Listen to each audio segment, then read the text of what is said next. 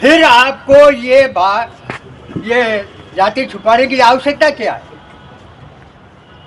और इस विषय में शासनिक बंधु तो अब पूर्णतः राजपूत बनने लग गए।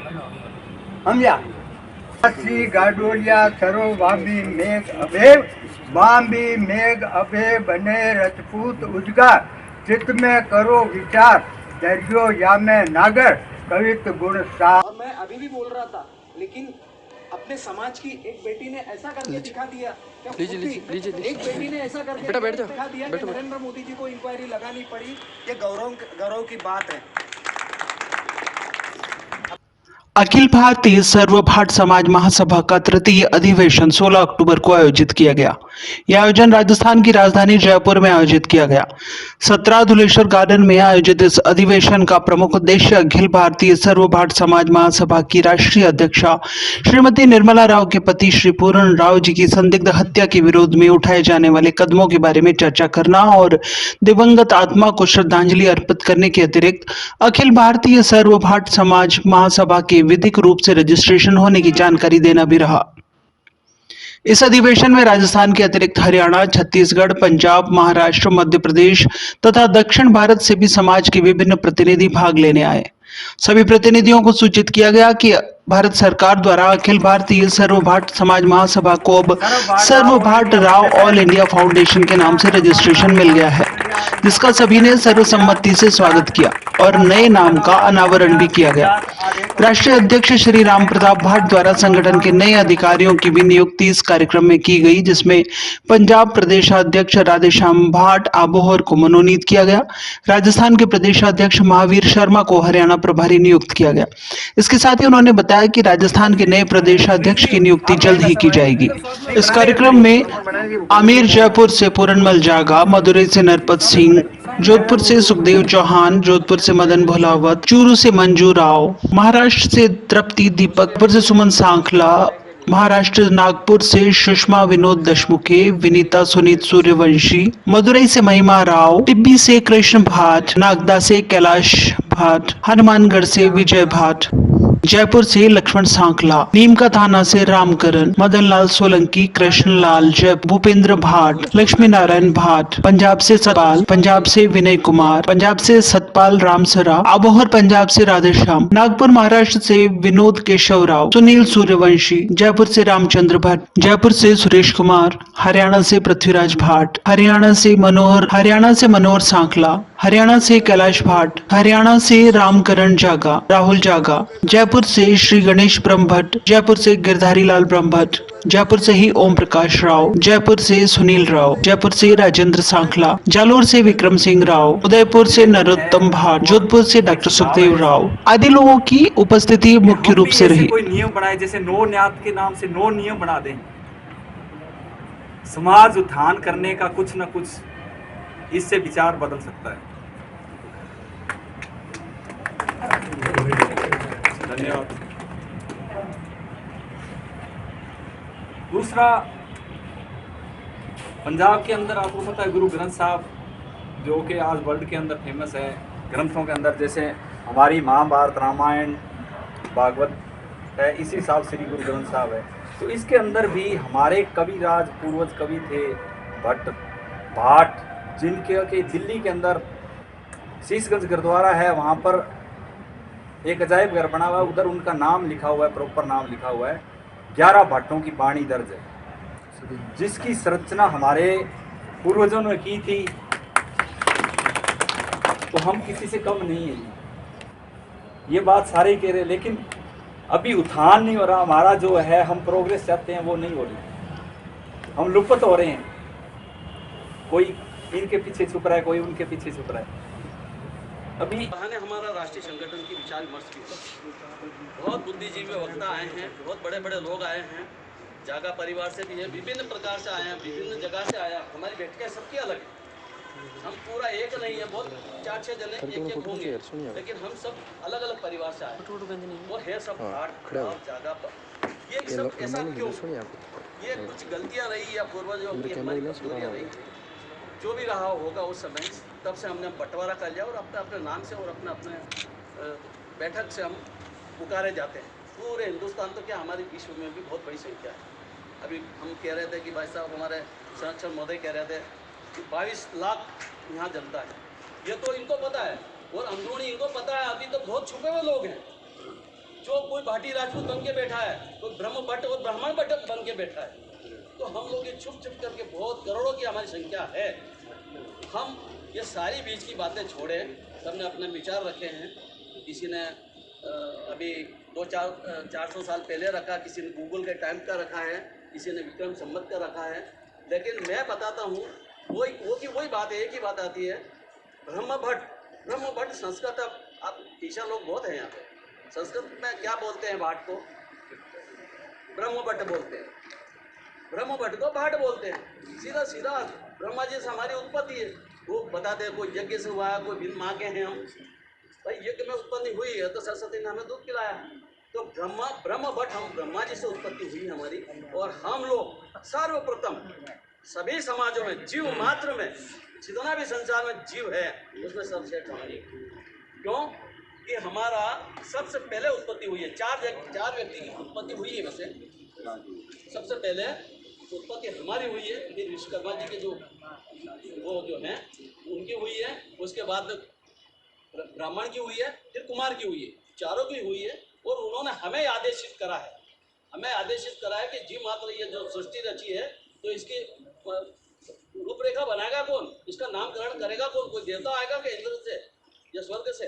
या आपको जुम्मा दे रहे हैं हम, आपको इतिहास लिखना है इनका और नामकरण करना है।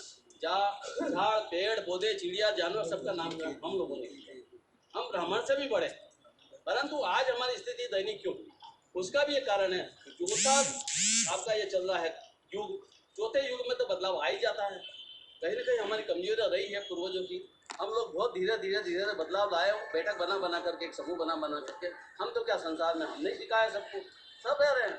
लेकिन आज हम सम्मान से समझौता नहीं हो सकता है। मैं सम्मान शब्द इसलिए बोल रहा हूँ कि ये जो है ये हमारी 10 उंगलियां है। ये गिन लो, नीचे के नाम 10 है। और जब ये 10 की मुट्ठी बनेगी और कोई भी आंदोलन होता है तो ऐसे होता है। समाज का कार्य करते वक्त अपने को सबसे पहले आंदोलन करना है तो ये 10 उंगलियों को बराबर करना पड़ेगा, तब उंगली अपने हाथ ऐसे ऊपर जाएंगे। जो हम इकट्ठे हुए हैं, ऐसे तो हम कोई राव बता रहे हैं, कोई भाट बता रहे हैं, सब कुछ है। मगर जो नौ न्याद की बात आती है, और आज जो मुझे खुशी हुई कि ऐसे फंक्शन में मैं पहली बार आया हूँ। सोचता हूँ मैं, कई बार सोचा मैंने कि भाई समस्त नवन्याद इकट्ठी हो और बड़ा कोई कार्यक्रम हो, स्नेह मिलन हो। मगर आज देखने से पता लगा कि चलो हम जाग तो गए हैं, ये बात तो पक्की हो गई है। बाकी भाट शब्द कहने में कोई शर्म नहीं है। अगर कोई कहता है कि हम शासनिक है या जागीरदार है या राव राजपूत है तो बहुत ही शर्म की बात है। उनको पहले ये पूछो आप कि आपके घर में या आपके भी कोई राव जी आते हैं, उनके चौपड़े के अंदर, वंशावली के अंदर क्या लिखा हुआ है, आपको पूरा पता लग जाएगा। उसके अंदर भाट ही है। अगर हम भी अगर शर्म करते हैं भाट कहने से, तो सबसे पहले आप अपने घर के अंदर देख लो, जो कोई भी वंशा। मगर हम सीमित में आ रहे हैं, तो सीमित में आने का कारण ये हमारा अलग अलग बंटवारा होना, इसीलिए हम सीमित में। अगर कल हम ये 9 न्यात पूरी इकट्ठी हो जाएगी, 9 न्यात एक जात, एक जाजम पे हम आ जाएंगे ना, तो पूरे हिंदुस्तान को पता लग जाएगा कि ये जात भी कोई है। बाकी अब जो कहते हैं कि भाई राजपूत, आपको पता होगा कि दरोगा रावणा राजपूत वो अलग थे। मगर आज की डेट में जब ये वोटों की या राजनीति का मामला आता है, तब सब लोग इकट्ठा हो गए, एक हो गए। अब वो ये मेरे कहने का मतलब ये है कि हम अभी संपूर्ण समाज अभी उस मानसिकता में नहीं है कि हम एक संगठन को बेहतरीन ढंग से खड़ा कर सकें। अभी हम अव्यवस्थित है। उसके लिए व्यवस्था करने के लिए, जैसे कैप्टन साहब ने कहा, पहली ज़रूरत है शिक्षा की, दूसरी ज़रूरत है धन की, ये दोनों चीज़ें जब मिलेगी तो व्यवस्थाएं पैदा होगी। एजुकेशन आएगी तो उसे पता चलेगा क्या करना है क्या नहीं करना। धन आएगा तब व्यवस्थाएं होगी। ये सारी चीज़ें अपनी जगह पे ठीक है, लेकिन आज लाइफ में पहली बार मुझे यहाँ आकर के ये असमंजस हो रहा है कि मुझे बोलना क्या है।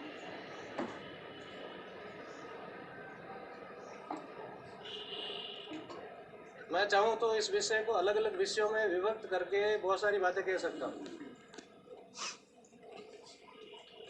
लेकिन आज का जो मेरा उद्देश्य है वो सिर्फ एक है कि मैं पिछले 4-5 महीनों से बहुत आहत हूँ,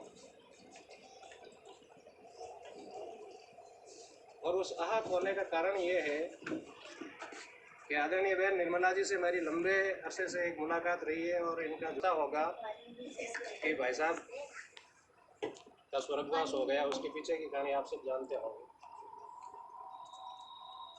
लेकिन आज मैं ये प्रश्न जानबूझकर आप सबके सामने खड़ा करना चाहता हूँ कि हो सकता है कि पहला उद्देश्य तो है पहले अपने मकान को सुधारो, फिर दूसरे मकान की तकलीफ। पहले मेरा मन ही साफ नहीं है तो दूसरा का मन कैसे साफ हो जाए। सब कहते हैं कि भाट, अरे भाट का अर्थ भी कुछ है, जैसे बता दिया इन्होंने कि सरस्वती पुत्र है। अब कोई तो कहता है सरस्वती जी के तो पुत्र हुआ ही नहीं, शास्त्रों का लेख है सरस्वती के तो पुत्र हुआ ही नहीं। अब कोई कहते हैं कि भाट वह नाम, वह को दूर करने वाला भाट है। कोई कहता है भारत का टीका किया था वो भाट है। जब कहा ना 52 बुद्ध वाणियाँ और 56 सारी जात, जितनी भी जाति हैं 56 बुद्धिहीन कर दी, 52 बुद्धिहीन वाणियाँ कर दी। 52 बुद्ध वाणियाँ और 56 सारी जात, इनका टोटल करो तो हुई 108। इनको सारों को घोड़ के पी जाता है भाट। जितने भी समाज है ना, समाज का अर्थ क्या है? जिसके अंदर हम समा गए, कोई समाज हम गुप्ता बन गए। फिर अरे उसका अर्थ क्या है? जैसे कि हमने वर्णों बता दी, 4 वर्णों से पहले तो कोई था, ब्रह्मा विष्णु महेश भी तो थे। वो कौन से थे? उसी शक्ति के जाए, वही शक्ति रूप है। आज वो मात्र शक्ति कहते चाहे वैसे शक्ति हो, जब तक आपके शरीर में शक्ति है तो सब कुछ आपकी है। जब कहे ना 4 दिन की चांदनी फिर अंधेरी रात, ये गोटा टूटे पाछे कोई न पूछे बात। जब तक हमारे अंदर शक्ति है तो हम फुर लेंगे, घूम लेंगे, एकता भी करेंगे। एकता तो जब होगी ना मेरे परिवार से एकता होगी। परिवार तो कह रहा है इधर जा रहा हूँ, मैं कह रहा हूँ इधर जा रहा हूँ, एकता होगी कहाँ? अब बार बार मैंने आज 76 साल की उम्र है, मैंने यही शब्द सुना है कि भाट एक हो। अरे भाट के नाम से दुनिया शर्माती क्यों है? भाट, अरे भाट तो ब्रह्मा जी से भी पहले है भाट, इसका ओम नाम। अब कहते हैं कि ओम नाम सबसे बड़ा, इससे बड़ा नहीं कोई। अरे ओम से भी बड़ा है। आप इतने ज्ञानी बैठे, ओम से भी बड़ा है। नहीं कहते हैं कि ओम नाम सबसे बड़ा, इससे बड़ा न कोई। जो स्मरण करे ओम का तो शुद्ध आत्मा हो। सब गाते हैं, सब कहते हैं, पर ओम से बड़ा क्या है? ओम से बड़ा है वो टिमकी जो बिंदी लगाते हैं, उसको उठा दो और फिर आप ओम बना दो। जो ये माथे पे बिंदी लग रही है ना, ये ओम से भी बड़ी है। अब कोई तो ऐसे तिलक कर रहा है, कहता है कि आत्मा का निवास ऐसे, कोई कहता है आत्मा का निवास ऐसे, और ये जो मात्र शक्ति लगा रही, आत्मा तो दोनों आंखों के बीच में इतनी है, जिसके ओम के ऊपर वो टिमकी लगती है, जिससे ओम बढ़ता है। शिव बिना तो शक्ति अधूरी है, और शक्ति शिव बिना अधूरी। तो कहने का सबसे मेरा सड़क पे प्रदर्शन करते, रास्ता रोकते, जाम करते, ये हमारे साथ नहीं होता। बहुत से हम सुनते अरे अरे समाज में ये चीज़ हो गई, उसकी बॉडी को बोरे में डाल दिया, उसका ये हो गया, ये हो गया, मगर आगे कुछ होता नहीं है, क्योंकि वो परिवार अकेला पड़ जाता है। यहाँ पे भी जो जैसे भाई साहब ने जिक्र किया कि जो गणमान्य हमारे समाज के जो माइलस्टोन्स जिनके नाम ले सकते हैं हम कि ये है, ये है, ये है। मेरे पास कई फोन आए, भाई साहब के भी आए, कई लोग, अरे आप उनसे एक बार बात तो करो। मैं क्यों बात करूँ? मेरी अकेले की तकलीफ है, उनकी तकलीफ नहीं है क्या? उनको पूछना चाहिए कि आपको क्या ज़रूरत है। फिर भी चलो कोई बात नहीं, मैंने चला के फ़ोन कर दिया, उसके बाद में भी कोई सहायता नहीं है तो फिर मेरे पास एक ही तरीका था, एकला चलो, चलो रास्ता मिलेगा। 4 महीने बाद में आज आपके सामने आपको चेहरा दिखाने के लायक इसलिए हुई हूँ कि जो भागदौड़ की, आप सबकी दुआएं तो मेरे साथ थी, साथ तो मेरे कोई नहीं भाग सकता था, मगर आप सबका आशीर्वाद मेरे साथ था। तो आज की तारीख में प्रधानमंत्री श्री नरेंद्र मोदी जी ने विशेष तौर पे स्पेशल इन्वेस्टिगेशन टीम बिठाई है अपने केस के लिए कि इस पूरे मामले का सच सामने आ सके, क्योंकि इनके साथ जो घटना हुई उसमें सारी घटनाक्रम संदिग्ध है। उस समय जो लोग मौजूद थे वो संदिग्ध हैं, पुलिस का रोल संदिग्ध है, पोस्टमार्टम रिपोर्ट संदिग्ध है और आसपास का सारा माहौल जो है वो सिर्फ एक ही चीज़ को इंडिकेशन करता है कि उनके साथ गलत हुआ। ये बात हमारे प्रधानमंत्री जी को भी समझ आ गई कि हाँ कुछ गलत हुआ है, तो अब स्पेशल इन्वेस्टिगेशन होगा और उसमें जो भी जांच आएगी वो बिल्कुल सही होगी और जो आरोपी हैं, जो दोषी हैं, उनको सज़ा मिलेगी। आप सबके सामने ये चीज़ थी, किसी से मेरी बात नहीं हुई है, ना सुखदेव जी भाई साहब से, रामप्रताप जी भाई साहब से थोड़ी बात हुई है, बाकी आप सब लोग अनभिज्ञ हैं कि हुआ क्या, अचानक ये क्या हुआ।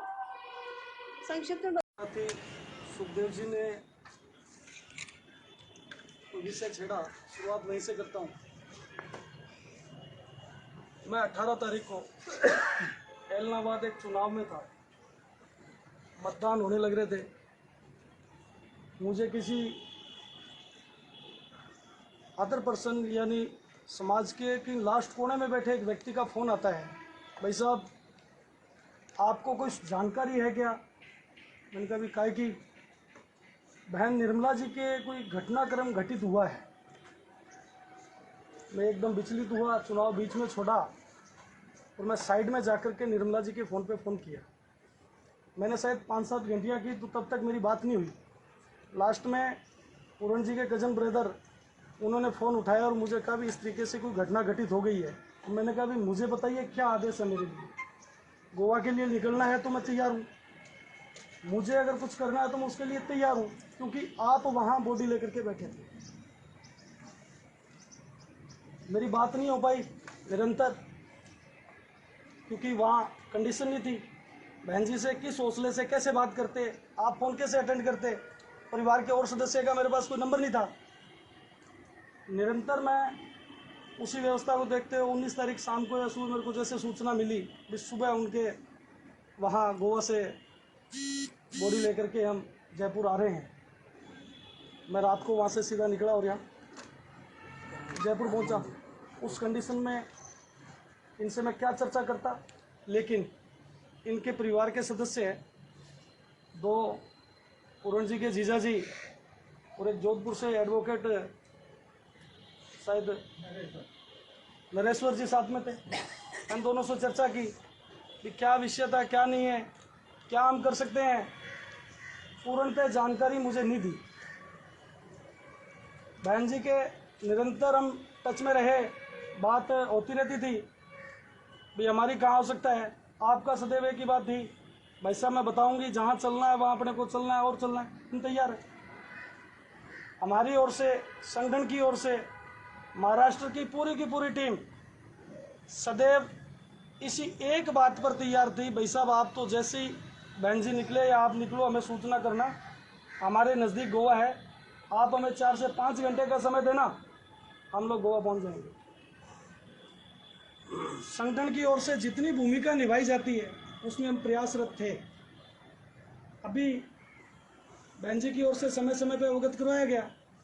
अभी प्रधानमंत्री जी की सूचना आई, उससे पहले गोवा सरकार से कोई ना कोई एक पत्र हो रहा था जिसमें गोवा सरकार ने वहाँ उनको डीजीपी को आदेशित किया है, टोटल विषय जो प्रकरण है आप इस पर क्या क्या कार्रवाई कर रहे हैं उसकी रिपोर्ट प्रसारित करें।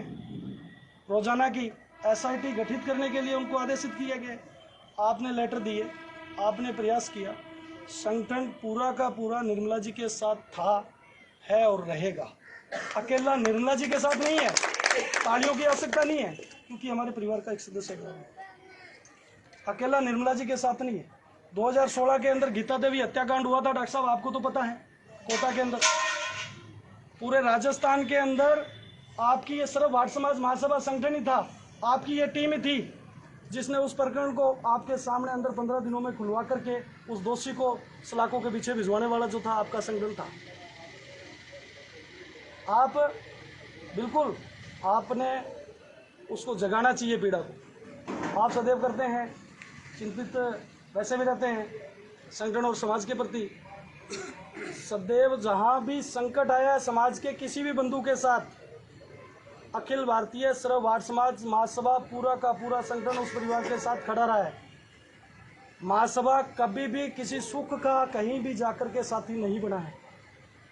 दुख के समय में, संकट के समय में, ओनली फॉर राजस्थान के अंदर नहीं, पूरे भारत के अंदर भी मैं ये कह सकता हूँ, अगर कहीं कुछ संकट का साथी बना है तो आपका अखिल भारतीय सर्व भाट समाज महासभा साथी बना है, न कि किसी और बंती व्यक्ति ने हमारा आकर के हाथ पकड़ा है। पकड़ा तो बताइए, उदाहरण दे दीजिए। यहाँ झालावाड़ का घटनाक्रम था, वर्तमान राज्य मंत्री उस टाइम के भी थे, आपके वंशावली संरक्षण का आप उदाहरण दे रहे थे। माननीय राष्ट्रीय अध्यक्ष महोदय को भी फोन किया गया। हम ज्ञान तो बहुत दे सकते हैं, ज्ञान का हमारे पास भंडार है, लेकिन हम सहयोग नहीं दे सकते। झालावाड़ में क्या हुआ, 50 साल से जो ब्रह्मचारी संत थे, वो एक हनुमान मंदिर के अंदर पूरा जो कम से कम 2 बीघा जगह होनी है, अगर समाज और उनके मन में बेईमानी होती तो वो जब मर्जी 50 सालों से बैठे थे, कब्जा कर सकते थे, रजिस्ट्रेशन करवा सकते थे, वो उसका पट्टा बनवा सकते थे ना। लेकिन नहीं, किसी भी साथी ने जाकर के वहाँ सहयोग नहीं किया। जब बात आई भी हमें क्या करना है, जब वहाँ के स्थानीय लोगों से जो राजनीति अप्रोच रखते हैं, जाति विशेष के लोग हैं, वहाँ एक विशेष समाज से वो बिलोंग करते हैं, और कांग्रेस बीजेपी के दोनों जिलाध्यक्ष जो है उस जगह को हत्याने के लिए और उन संत को उस आश्रम, उस मंदिर से निकालने के लिए दोनों पार्टियां एक हो गई थी। लेकिन हमारे समाज परिवार का कोई भी एक साथी ने आकर के ये नहीं कहा भाई हमारे समाज बंधु के साथ ये ऐसा क्यों कर रहे हो। डॉक्टर साहब, तकलीफ होती है। पिछले 10 वर्षों में मैंने अपना रोजगार खोया है, मैं अभी बेरोजगार हूँ। मैंने कभी आप लोगों के आगे आकर के कहा कि डॉक्टर साहब मेरे साथ ये कंडीशन हो रही है, पूरा दिन मुझे कई बार थाने में बैठ करके बिताना पड़ता है, पंचायतों में अपने, क्योंकि अभी कह रहे हैं ना अशिक्षित समाज है। अशिक्षित समाज ये कब बना, जब से हमारा खान पान बदला है। नहीं तो भैया किसी ने, एक ने भी नहीं कहा भाट या राव दागा बड़वा कोई अशिक्षित था क्या, किसी ने सुना था क्या? ब्राह्मण को शिक्षा लेने के लिए कहीं ना कहीं गुरुकुल में जाना पड़ता था। आपके घर पे जो जन्म लेता था वो स्वयं शिक्षित होता था। क्यों भाई, ऐसी कौन सी कंडीशन थी? तालियों की आवश्यकता नहीं है नरोत्तम जी। ऐसी कौन सी कंडीशन थी जिसके अंदर हमें ये आज अशिक्षा की बात करनी पड़ती है? क्योंकि हमने हमारा खुद का जो मान सम्मान, जो खुद का वजूद था, खुद का खान पान था, खुद का रहन सहन था, सभी में परिवर्तन लाए। हमने तो किया गया है, समाज का सरनेम परिवर्तन करने के अलावा हमने किया गया है। आज तक कोई भी बुद्धिजीवी बता दे क्या ये जो आज का भूगोल है या परिदृश्य है, या जो भाट की बात कर रहे हैं, भट्ट की बात कर रहे हैं, राव की बात कर रहे हैं, ये हमारी देन है? हमारी देन है क्या? हमारे से पहले हमारे जो पूर्वज थे, बड़ी पगड़ी वाले, बड़ी आयु वाले, उन लोगों की देन है कि हम वंचित थे, हम बिछड़े हुए थे, न कि इसमें हमारा रोल है। अगर आप लोगों के अच्छे अगर कार्य किए होते उस टाइम आप अगर एकता के सूत्र में प्रोने की चर्चा की होती तो शायद आज मेरे जैसे को बेरोजगार होने की आवश्यकता नहीं थी। कहना कहीं मुझे आपके लिए चिंतन करने की आवश्यकता नहीं थी। यहाँ मेरे आदरणीय बड़े भाई बैठे हैं, पोखर जी, मैं यहीं इसी विधानसभा के आगे 20 विधायकों के यहाँ शायद दिन में, एक दिन में पूरे दिन रुड़ के गया था। किसी एक व्यक्ति ने यूं नहीं पूछा भी आप बैठिए और पानी का गिलास पी लीजिए। जैसे जैसे मैं आगे बढ़ता रहा, ये पीड़ाएं जो मेरे सामने आती रही, मेरे को अपने आप में मजबूत करती रही भी अपना लक्ष्य एक ही रखना है, इस समाज के लिए कुछ करना है। हिंदुस्तान के प्रत्येक कोने के अंदर, अलग अलग क्षेत्र के अंदर अलग अलग सरनेम से पहचाने जाते हैं। राजस्थान की बात करें तो 4-5 संभागों में तो ये ले लीजिए 5 जिला हैं तो यहाँ जागा बोल रहे हैं, सवाई माधोपुर, करौली, दौसा, जयपुर। ये जयपुर में प्रॉपर में अपने को ब्रह्मभट्ट बोल रहे हैं, सीकर बेल्ट में बड़वा बोल रहे हैं, बीकानेर संभाग के अंदर हमें भाट जी बोल रहे हैं, जोधपुर संभाग में हमें राव जी बोल रहे हैं, पाली, सिरोही, जालोर यहाँ भाट बंजारा बोल रहे हैं।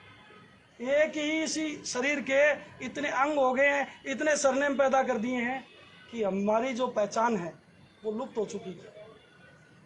किसकी बात करें, कैसी बात करें, किसके संकट में कैसे सारथी बने, सदैव ये तो चिंतन हमें रहता है।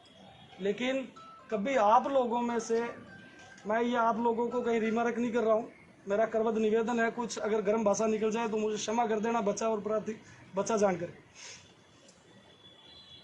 कहीं भी किसी साथी का कितनी बार चल करके इस कार्यक्रम को लेकर के फोन आया, क्या सूचना नहीं थी क्या अपने को? चिंता करने के लिए क्या अकेला राम प्रताप पैदा हुआ या डॉक्टर सुखदेव जी पैदा हुए? वो साथी अभी कह रहे थे भी अपने को सूचना, वास्तव में पृथ्वी जी इस कार्यक्रम के लिए 70 से 80 लोगों को सूचना दी गई थी, क्योंकि यहाँ अपना कोई कार्यक्रम ऐसा नहीं था जिस कार्यक्रम के कारण अपने को यहाँ संख्या बल दिखाना पड़े, या समाज के विभिन्न क्षेत्रों से उन बुद्धिजीवी साथियों को जो यहाँ बैठने के लिए, बहन जी के पास हमें तो आना तो था ही, मैं नज़दीक था, मैं आ गया, लेकिन कैलाश जी नहीं आए, आप दीपक जी नहीं आए, और काफ़ी सारे साथी हैं जो नहीं आ पाए थे। उन्होंने यहाँ आने का प्रोग्राम बनाया भी अपने को चलना है भाई साहब, एक दिन सामूहिक बैठ के आना है। तो विचार आया भी जब अपने सभी लोग आ ही रहे हैं तो जिस दिन अपनी बैठने के लिए वहाँ आ ही रहे हैं तो क्यों ना अपनी एक राष्ट्रीय कार्यकारिणी की बैठक हो जाए। 22 नवंबर को वैसे भी बैठक आने वाली थी, आज अगर जयपुर में कार्यक्रम करके 10 दिन बाद में कहीं और आमंत्रित करें तो कैसे पहुँचते आप लोग? इसी उद्देश्य से एक तो पूरन जी को श्रद्धांजलि, हमारी छोटी बहन मातृशक्ति की अध्यक्षा निर्मला जी के हालचाल पूछने और उनको आगे की व्यवस्था क्या थी, हमें क्या करना है, कब कब कैसे कैसे क्या करना है, कहाँ चलना है, क्या आगे कार्रवाई क्या हो रही है, उसकी सामूहिक जानकारी लेने के लिए हम यहाँ जो है एकत्रित हुए। आप लोगों के सामने ये जो विषय आया, ये रजिस्ट्रेशन प्रक्रिया पिछले 4 वर्षों से चल रही थी। भारत सरकार की ओर से कैसे रजिस्ट्रेशन होता है ये मूलतः हमें मार्ग नहीं मिला, इसलिए इसको 4 साल लगे। अभी भी जब रजिस्ट्रेशन की प्रक्रिया रजिस्ट्रेशन के दौरान आई तो उन्होंने ये पंगा और डाल दिया भाई ये जो नाम है ये ऑलरेडी कहीं ना कहीं रजिस्ट्रेशन है, इसलिए हम आपको ये नाम अलॉट नहीं कर सकते। नाम अलॉट हो गया, 3 दिन पहले अलॉट हुआ है, आज हमारे यहाँ बैठना था तो सबके सामने ये विषय जो परिवर्तन का था ये आपके सामने रखना था। अब भी सभी साथी कह रहे थे भाट लगाओ, मैं ये कह रहा हूँ आपको भाट लगाने की आवश्यकता नहीं है, आपको तो सिर्फ सर्व भाट समाज महासभा के एक मंच पे आकर के बैठना है। चाहे वो ब्रह्मभट्ट लगा रहा है, जागा लगा रहा है, बड़वा लगा रहा है, भाट लगा रहा है, भट्ट लगा रहा है, कुछ भी लगा रहा है, कहीं किंतु परंतु नहीं है। पब्लिक है, सब जानती है। आप जिस दिन एक मंच पे बैठना शुरू हो जाएंगे, आज ये भी चेयर जो है, कल प्रोग्राम बना भी अपने को चेयर लगा दें शाम को, उससे पहले ये था कुछ नहीं करेंगे, कोई मैच वगैरह कुछ नहीं है, नीचे एक गद्दे पे बैठेंगे, एक जाजम पे बैठेंगे। आज यहाँ 9 न्यात की बात कर रहे हैं, अपने 4 वर्ण के लोग बैठे हैं, कहीं आपको महसूस हुआ क्या? 4 वर्ण के यहाँ लोग बैठे हैं और 5 राज्य से अपने यहाँ पर पधारे हुए। कम से कम ये सोचो पृथ्वी जी, 4 वर्ण के लोगों ने तो ये चिंतन किया ना भाई हमें एक जगह चलना है। और पीछे हनुमानगढ़ में जब कार्यक्रम था 2017 के अंदर, तो एक मंच पे 7 वर्ण के लोग थे। निरंतर हमारा प्रयास ये चल रहा है, हमारी ओर से कहीं को कमी ना रहे। कहीं भी आपके नज़दीक अभी मालपुरा का जो मामला था उनका, फौजी जी के अनिल गौड़वाला, तो बताइए पूरा राजस्थान नहीं है, आपके महाराष्ट्र के लोगों ने भी तो ज्ञापन दिया वहाँ पे। संकट के समय में कहीं भी हम पीछे हटने वालों में नहीं है। और फिर आज आपसे फिर वादा करके जा रहा हूँ, संकट के समय में सर्व भाट समाज महासभा पहले की तरह आज भी आपके साथ है, भविष्य में भी आपके साथ रहेगी। सुख में आप याद करें ना करें, संकट के समय में याद कर लेना, जैसे हैं, जिस लायक हैं, जितनी हमारे अंदर काबिलियत है, उस हिसाब से हम आपके साथ कंधे से कंधा मिला करके खड़े रहेंगे। मैं टोटल आज का जो विषय था, ये विषय सारा यही रहा, क्योंकि पृथ्वी जी का कहना ठीक था कि हम जिस उद्देश्य से आए थे विषय ही नहीं है, चर्चा ही नहीं है, क्योंकि हमने तो क्या किया, एक ही विषय को एक ही विषय में लाए भी, हम तो उस पर एक ही चर्चा पे चलते रहे। अध्यापक जी ने कहा कि भट्ट बिल्कुल कालखंड में कभी था, वर्तमान की स्थिति ये इस समाज को भाट के नाम से पहचाना जाता था। आज से 10 वर्ष पहले जब मैं बैठा था, मेरे मन में यह है हनुमानगढ़ के बाहर कहीं भाट है ही नहीं, क्यों ना थोड़ा सा प्रयास किया जाए। मैं जब हनुमानगढ़ से निकला तो नज़दीक के क्षेत्रों में मुझे यूँ लगा यार ये समाज पूरे क्षेत्र में है। राजस्थान का भूगोल पढ़ा तो और राजस्थान में बहुत भरे हुए हैं। मैं जहाँ जाता मैं भी राव लगाता था सर ने। मेरी पहचान हनुमानगढ़ के अंदर राम प्रताप राव के नाम से थी। बाहर निकला थोड़ा बहुत जैसे समझ पकड़ी मैंने 2003 के अंदर, उस टाइम निकलने लगा तो मुझे कुछ लोग कहने लगे कि राव कौन हो? तो भाट हो। अच्छा भाट हो तो आप राव क्यों बताते हो? मेरा सरनेम है। तो यार सरनेम है तो ये मेरे को 50 जगह बताना पड़ा। जब मैं 50 जगह ये बताने के लिए मजबूर हो गया कि मैं जाति से भाट हूँ, राव लिख रहा हूँ, तो मैं ओपनली, कोई पूछता कौन हो, बिल्कुल भाट हूँ, कहीं किंतु परंतु नहीं है, कोई शर्मिंदगी नहीं है, क्योंकि हमारे पूर्वजों ने हमें कलंकित करने का काम नहीं किया। कहीं किसी ने सुना क्या? हमारे किसी भी नवन्यात के अंदर हमारे पूर्वजों में किसी एक व्यक्ति ने इस समाज को कलंकित करने का काम किया हो, लज्जित करने का काम किया हो? क्या ये कौम गद्दार कौम थी क्या, जिसके कारण हमें हमारा सरनेम छुपाना पड़े? ऐसा कोई विषय मेरे सामने तो आया नहीं। इतिहास ने छेड़छाड़ की होगी, लेकिन हमने इतिहास के लिए क्या किया? हमने तो इस सनातन संस्कृति में जितनी जातियां हुई है उनका इतिहास लिखने का काम किया कैप्टन साहब। लेकिन हमारा इतिहास हमने कहाँ रखा वो तो बता दीजिए हमें। क्या ये जिम्मेवारी राम प्रताप की या राजमोहन जी की थी क्या लक्ष्मण जी की थी क्या? ऑल ओवर पूरे हिंदुस्तान में पूरे समाज की थी। इस समाज को अपमानित करने के लिए, बदनाम करने के लिए कहीं ना कहीं दूसरे जो सरनेम जोड़ेंगे। अभी राजस्थान के लोगों को पता है 12 भागोदर आते हैं, अभी कुछ बता रहे थे भाई साहब, बता रहे थे वो ढाडी सरनेम लगा रहा है। आज गूगल खोलिए, ढाडी का आप देखिए, उपजाति भाट की बता रहा है। क्यों बता रहा है? वो कमियां किसकी रही? कर्नल टोड ने बिना जानकारी के आपके वो 12 भागोदर आपके साथ जोड़ दिए थे क्या आवश्यकता रही होगी उस टाइम? मैं आया, मैं बुनाओं की चर्चा कर रहा हूँ, बुनाओं पे मैंने कुछ लिखा, इतिहासकार जो आया उसने टैग का टैग बनाया, चलते दो, आगे से आगे बढ़ते रहे। लेकिन समाज के अच्छे के लिए, भले के लिए हमने किया क्या है, उसके लिए कभी हमने चिंतन नहीं किया। बूढ़ा आया, बूढ़े की चर्चा कर रहा है, बागुर आए, बागुर की चर्चा कर रहा है, चड्डी साहब अपनी चर्चा कर रहे हैं, जो आ रहा है वो अपने अपने सिस्टम में चल रहा है। लेकिन सामूहिक कभी भी हमारा प्रयास ये कभी रहा क्या? 10 वर्ष पहले आप जैसे जो उम्रदराज व्यक्ति थे, उनके अलावा युवाओं को पता था क्या भी नौनियात होती है? पता ही नहीं था नौनियात है क्या। आज भी राजस्थान के बाहर किसी को पता नहीं है अभी नौनियात है क्या। अभी आप महाराष्ट्र के अभी 3 बंधु बैठे हैं, बुद्धिजीवी हैं, इनसे पूछिए नौनियात की कोई चर्चा है क्या, कोई जानकारी है क्या? गुजरात वाले जरूर 9 कटारी बोल रहे हैं, इसके अलावा कोई विषय नहीं। तो अपने को अगर ये चाहते हैं भी हमें कुछ ना कुछ परिणाम चाहिए, तो उसके लिए हमें भी तो योगदान देना पड़ेगा ना।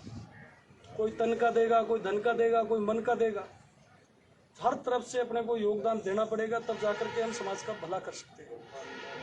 आदरणीय भाई साहब कह रहे थे अभी विधानसभा सुनी है, मैं कह रहा हूँ भाई साहब हमें शासन की जरूरत ही नहीं है, हम तो कह रहे हैं प्रशासन सुनना हमारे बिना। प्रशासन में हमारी गिनती क्या है? 1-2 साथी आए, वो अपने आप में हमसे वैसे दूर भागते रहे, तो सरकार ने भी उनको पिछवाड़े पर लात मारी और भगा दिया। आपके सामने इंद्र सिंह जी राव अभी आपके सामने उदाहरण है। समाज से वो कटे तो उनका आज हसर देख लो। ले दे के 2-4 लोग ही तो थे ना। अभी अगर इन कर्मचारियों की बात करें तो कोई अध्यापक है या पुलिस कांस्टेबल है, कोई ऐसा ही। इनको आप पूछिए जिस क्षेत्र में ये काम कर रहे हैं इनके साथ कैसा व्यवहार चल रहा होगा। जो अधिकारी सक्षम है, जो कांस्टेबल वहाँ सक्षम है, वो एक SHO को धमका देता है। सक्षम मतलब जातिगत वो संगठित है, जातिगत जो संगठित है और जिनका संगठन मजबूत है, वो आपको वहाँ बोलने के लिए इजाजत नहीं देते हैं। तो पीड़ित कौन हुआ? हमारा बुद्धिजीवी वर्ग भी है, जो ये कर्मचारी है, ये जो है ये पीड़ित है, समाज पीड़ित है, आप जैसे पीड़ित है। तो मुझे बताइए भी शांत और सुखी कौन है?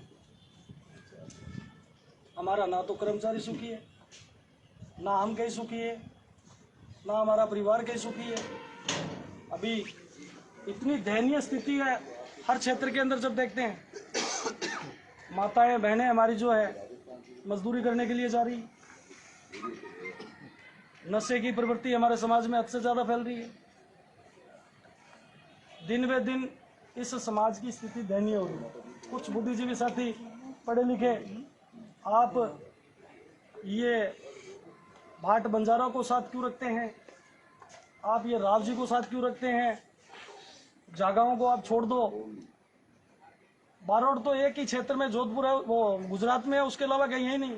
आपको आवश्यकता कहाँ उनकी चिंता करने की? आप तो सिर्फ एक ही विषय पे ध्यान दो। अगर मुझे संघर्ष करना होगा, अकेले नाम के लिए करना होगा, तो मुझे जागाओं की आवश्यकता नहीं है, मुझे ब्रह्मभट्ट की आवश्यकता नहीं है, मुझे भट्ट की आवश्यकता नहीं है, मुझे बड़वाओं की आवश्यकता नहीं है, बारोट की आवश्यकता नहीं है। अकेले भाट की लड़ाई लड़ सकता हूँ, लेकिन नहीं, मेरे शरीर के नाक कान मुंह हाथ पैर जैसे है उस तरीके के ये सभी अंग है। इनका चिंतन कोई ऊपर से नहीं आने वाला है।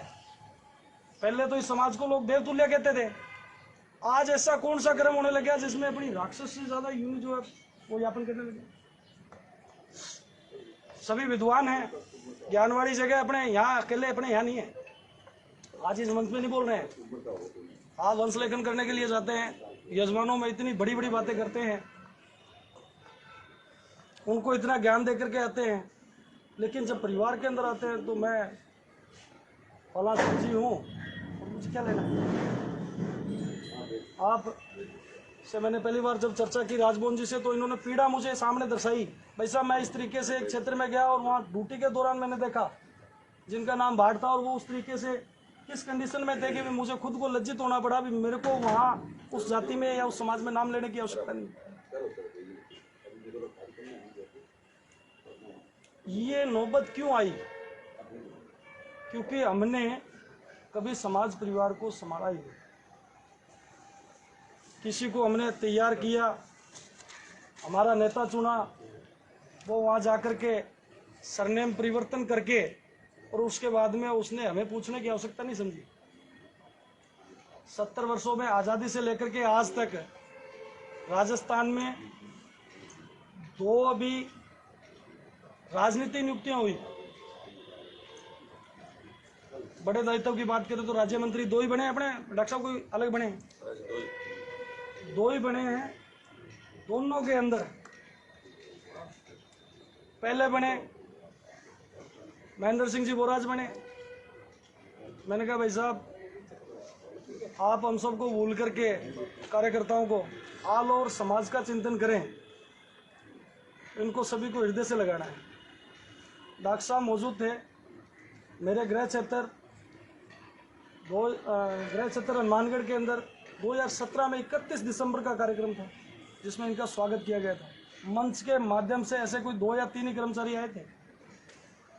कर्मचारियों को तो साफ शब्दों में कहते भी आप मेरे पास कोई ट्रांसफर के लिए नहीं मत रहे, कोई काम हो तो मुझे मत बोल देना, डॉक्टर साहब को बोल देना। भाई हमें 70 वर्षों से गोलियां तो सभी राजनीतिक क्षेत्र से देते ही आए ना। आप भी हमें कहना कि कोई गोली दे जाते ना, कम से कम आप हृदय से हमें तो अपना बना सकते ना। लेकिन मंच के माध्यम से उन्होंने हमें इस तरीके से जब चर्चा की, ऐसी बात करके गए। भविष्य में क्या वैसे साथियों को बुलाने का मन करेगा क्या? अभी सेकंड बार दूसरा नेताजी बनाए हमने, राम सिंह जी। आप हमारे युवा साथी विजय कुमार जी, किशन जी, आप 5 लोग आए थे। आते ही आपने वहाँ शपथ ग्रहण समारोह में जैसे ही चर्चा की, मैं कृष्ण भाट चालीवाड़ा से, हमारे लिए क्या चिंतन है, क्या व्यवस्था है, आपके लिए चिंतन करेंगे ना, ओबीसी में आपके लिए व्यवस्था देखेंगे। पवन गोदारा को बोलेंगे, उसमें कहने के एडजस्ट करेंगे। डीएनटी के लिए आप प्रयास कीजिए। क्या वंश लेखन का कार्य अकेले केदारा ही कर रहे हैं क्या अकेले वही राव है क्या जो वंश लेखन का कार्य कर रहे हैं? भाई बाटजी कोई है नहीं क्या? कोई जागा जी नहीं है, बड़वा जी नहीं है, कौन नहीं है भाई? सरनेम सभी है जो इसका ये कार्य देख रहे हैं, वंश लेखन का कार्य कर रहे हैं। ऐसी बात है, राम सिंह जी तो क्लियर कहते हैं कि राव समाज है वो बीजेपी के संबंधित है, ठीक है, और मैं कांग्रेस से हूँ। मैं आ रहा हूँ, उसी विषय पे आ रहा हूँ वैसे, मैं उसी विषय पे आ रहा हूँ। ये हमारी कमजोरियां रही है। क्या है भाई, वो उससे अलावा कहीं हटे नहीं। एक राज्य मंत्री राजस्थान का कार्यक्रम बुलाए और 400 लोगों की संख्या रह गया। 400 लोगों में भी वहाँ मान लो 300 लोगों को जो है वंचित रखा जाता है, और 100 लोग जो है उनके जो नजदीकी आसलपुर के वही लोग अंदर बढ़ेंगे क्या, एंट्री करेंगे क्या? साफ शब्दों में उनकी ओर से क्या कहा जाता है? आप संघ विचारधारा से हैं। वंशावली संरक्षण संस्थान में जिसने काम कर लिया का वो संघ का हो गया क्या, बीजेपी का हो गया क्या? उनको कोई बताने वाला हो, ये दायित्व आपको उस वंशावली के कारण ही मिला है, जिसके अंदर जिन लोगों ने ये अपना समर्पण और त्याग का जो बलिदान किया है। नीम के पत्थर थे, आज कोई पूछता ही नहीं है। मदन जी कहाँ है, डॉक्टर साहब कहाँ है, सुखदेव जी कहाँ है? अल्लाह क्षेत्र के अंदर कौन है, नाम नहीं है, बैठे बैठे मलाई खा रहे हैं। हमें तो जननायक माननीय मुख्यमंत्री महोदय ने दिया है, आपका तो कोई समान ही नहीं है। अरे भाई, इस संस्थान को चलाने के लिए जो हम लोगों ने 10 वर्ष दिए हैं, उसका परिणाम है राम सिंह राव जी, आपको जो है इस मंच पे और इस पद पे बिठाया गया है। न कि ये आपका विषय है। आप अपने सीएम के पास जाइए, आपकी ईमेल चेक करवाइए, 150 लेटर कम से कम इस मांग को लेकर के हमने किए हैं, फॉरवर्ड किए हैं उनको, जिसके परिणाम स्वरूप उन्होंने कहीं ना कहीं समाज का नाम नहीं लिया है। नहीं तो राम सिंह जी को कौन पूछ रहा था भैया? वो इस समाज को वंचित करना चाहते हैं, क्यों भाई? क्या कारण है? इस समाज के 3 काम थे: वंश लेखन करना, मुंह से बोलने का कविताओं के माध्यम से, और ट्रांसपोर्ट का और व्यापार का। अब जिसने व्यापार किया वो हमारे हिस्से से अलग हो गया क्या? ट्रांसपोर्ट का काम किया वो हमारे से अलग हो गया क्या? लेकिन नहीं, हमने तो एक ही मानसिक स्तर बना रखा है, वंश लेखक के अलावा कोई व्यवस्था नहीं होनी चाहिए। अभी अपने यहाँ इतने लोग बैठे हैं, इनमें से मुझे एक बात बताइए, वंश लेखन कौन कौन करता है भाई? हाथ उठाएंगे गिनती के, मुझे लग रहा है 10-15 लोगों की लिस्ट आएगी, तो बाकी 30 लोगों को छोड़ दें क्या? अपने चिंतन करने का विषय है। आपने जब मैं पीड़ित होता था तब बैठ करके सोचता था भी समाज की कुछ सुनने वाला यार एक व्यक्ति बता दो मुझे जो इसके हाथ पकड़ ले, बाजू पकड़ ले। आपके आमेर के अंदर कार्यक्रम था, यहाँ मेरे से लड़ने के लिए 10 लोग भेज दिए गए। मैंने कहा भी ठीक है, डटा हूँ मैं। वंशावली के संगठन के बाद में आपने संगठन बनाया है। मैंने कहा आप अपने राम प्रसाद जी और आप अपने पहले राष्ट्रीय अध्यक्ष और इनको मेरे सामने लाइए।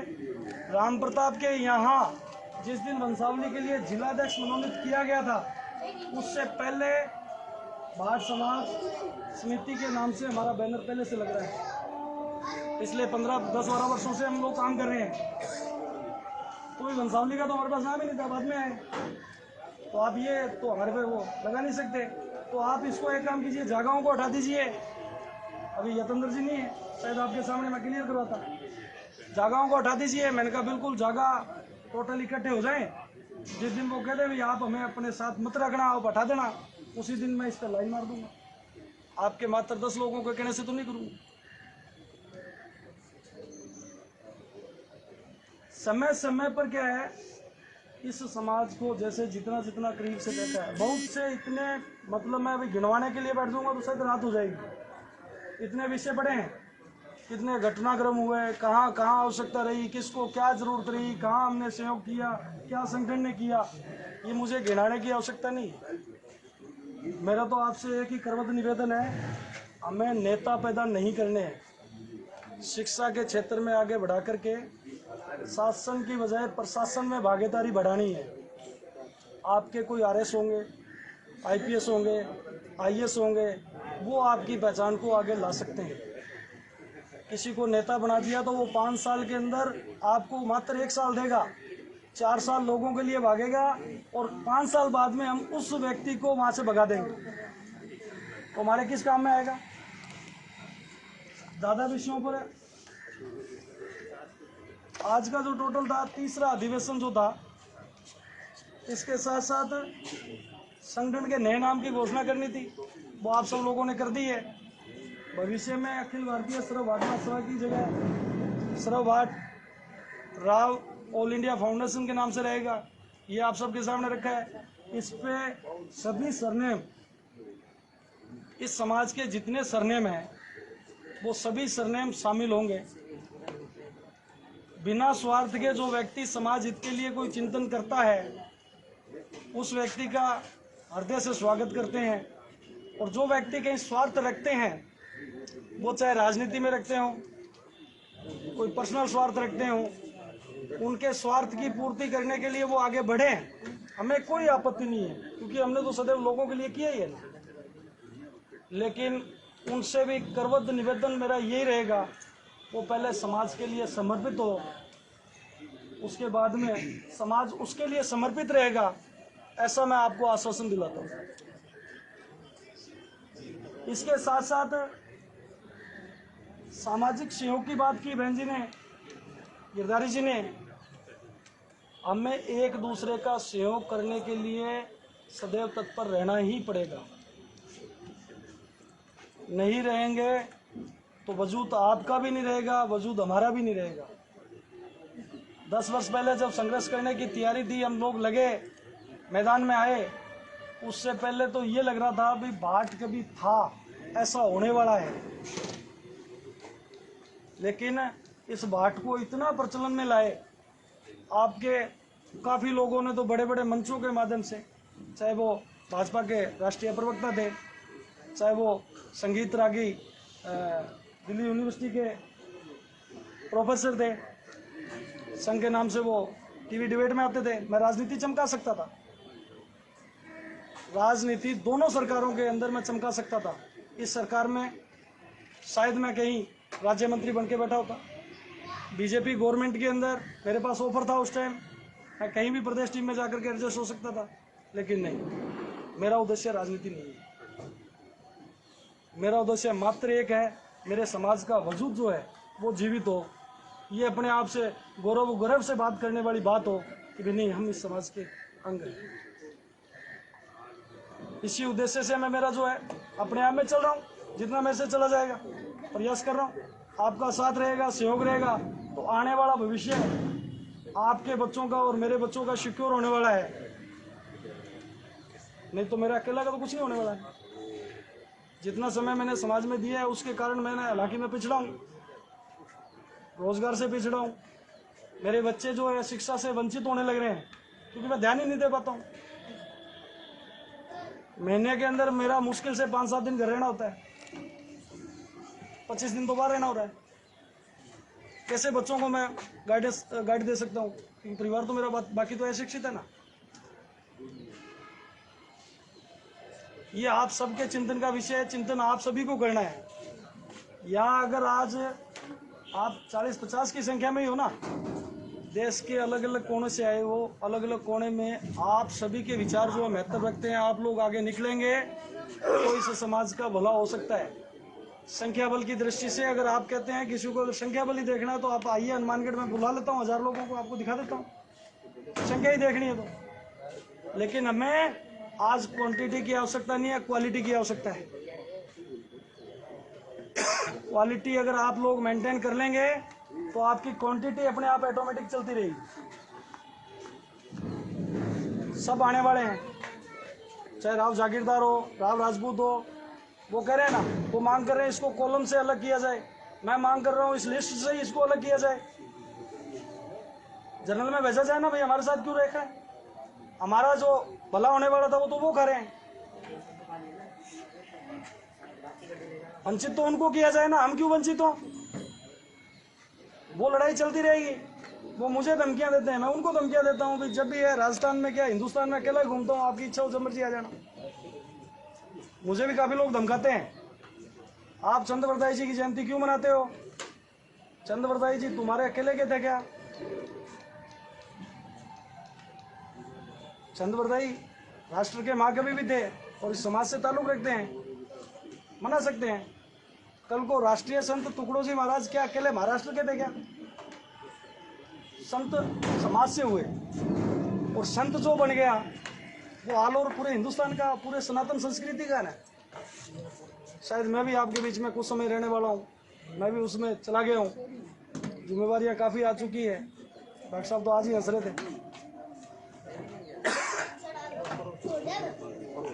इसके एक प्रतिभा सम्मान की बात कर रहे थे, प्रतिभा सम्मान समारोह समय समय पर रह रहा है, वो हमारे उद्देश्यों में भी शामिल है, आगे भी रहेगा। उसके दौरान अपने आगे भी जो काम कर रहे हैं वो चल रहा है। सामाजिक पत्रिका,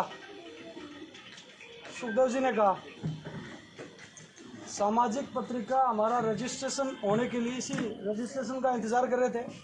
रजिस्ट्रेशन आगे है, जल्दी हमारी सामाजिक पत्रिका के लिए रजिस्ट्रेशन के लिए इसकी जिम्मेवारी जो है हमने हमारी ओर से बहन निर्मला जी को सौंपनी है, ये रजिस्ट्रेशन करवा लेंगे इसका।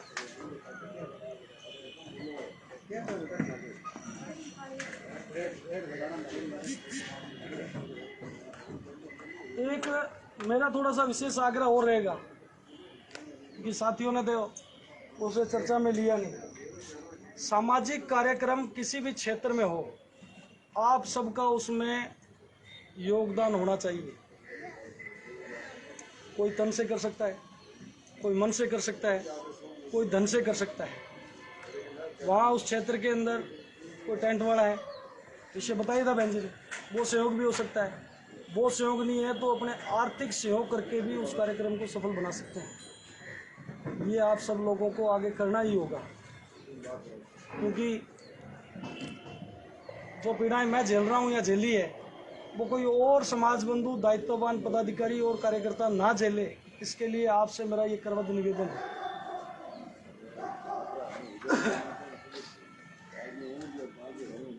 चलो विषय जी,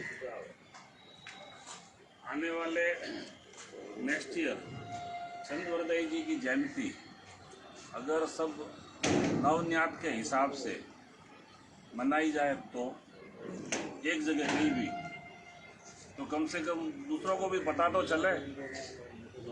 जी, इसके लिए पिछले 3 वर्ष पहले अपने ने ये शुरुआत की थी। हिंदुस्तान के शायद अभी 3 से 4 राज्य में चंद्रवरदाई जयंती मनाई जा रही है, वो अलग अलग जगह। इसके अलावा मनाई जा रही है। इस विषय पे मैं आपको इस बात के लिए आश्वस्त करता हूँ, राजस्थान में आगामी जो चंद्रवरदाई जयंती आएगी, अपने इसके लिए सामूहिक ऐसा प्रयास करेंगे, कम से कम राजस्थान के लोग, नौनियात के जितने, वो लोग एक मंच पर आकर के कहीं भी बड़े आयोजन के साथ उस जयंती को मनाएं। उस जयंती के साथ एक जयंती या पुण्यतिथि हम राष्ट्र संत तुकडोजी महाराज की भी मनाने के लिए पहले शुरुआत कर चुके हैं पिछले साल, आगे भी भविष्य में इसको हम जारी रखेंगे। दूसरा, जितने भी हमारे महापुरुष हुए हैं उन महापुरुषों की जानकारी अपने को कलेक्ट करनी है, पत्रिका के दौरान भी अपने देंगे। उसके अलावा उनकी जयंती है, उनकी कोई पुण्यतिथि है, समय समय पर हम उसको मनाते रहेंगे तो समाज में जागृति और ऑटोमेटिक चलती रहेगी। ये चंडीसा राव समाज में करते हैं, हर साल करते हैं, वो चंडीसा राव समाज की तरफ से करता है जी। अगर ये नौनियात की तरफ से जी एक साथ में मिलके करें जी, तो जो पीछे जो बातें हो रही है लोगों की कि भाई चंद्रवरदाई हमारे थे, आपके कहाँ से आए, आप इनके बारे में कुछ लिख नहीं सकते हो, आप इनके बारे में कुछ बोल नहीं सकते, तो फिर अपने आप वो सामने आ जाएगा पूरा जो गेम है वो हो गया। वैसे गुजरात हाईकोर्ट में हो गया, उनके जो पूर्वज है ना शंभू जी, उनके वो परिवार के हैं। वो तो मैं समझ गया, शंभू जी मेरे परिवार से ही है। हाँ बस उन्होंने किया, आपको पता ही है, फिर पता आपको। अगर मैं ये चाहता हूँ कि हम राजस्थान के अंदर ये करें तो कम से कम सबको भी पता चले और उसके बाद में फिर तो ये आप वाला विषय जो है इसको शामिल करते हुए आगे चंद्रवरदाई जयंती जी और जो कार्यक्रम आएगा उसमें अपने पहले चर्चा करके 3 महीने पहले तैयारी करना शुरू करेंगे और कोशिश करेंगे इसी गुलाबी नगरी जयपुर के अंदर एक अपना भव्य कार्यक्रम है। बहुत बहुत बढ़िया होगा, बहुत बहुत धन्यवाद। अभी अपने सभी लोग भोजन यहीं करेंगे इस पंडाल में। उससे पहले मैं मेरी वाणी को विराम देने से पहले आप सब लोगों का आभार व्यक्त करते हुए आप सभी मेरे बुलावे पर यहाँ पधारे, पुनः मैं आप सबको एक आश्वासन फिर देना चाहता हूँ। भाई साहब, संकट के समय में आपका साथी पहले भी साथ था, आज भी साथ है, आगे आपके साथ रहेगा। धन्यवाद। जय हिंद, जय भारत।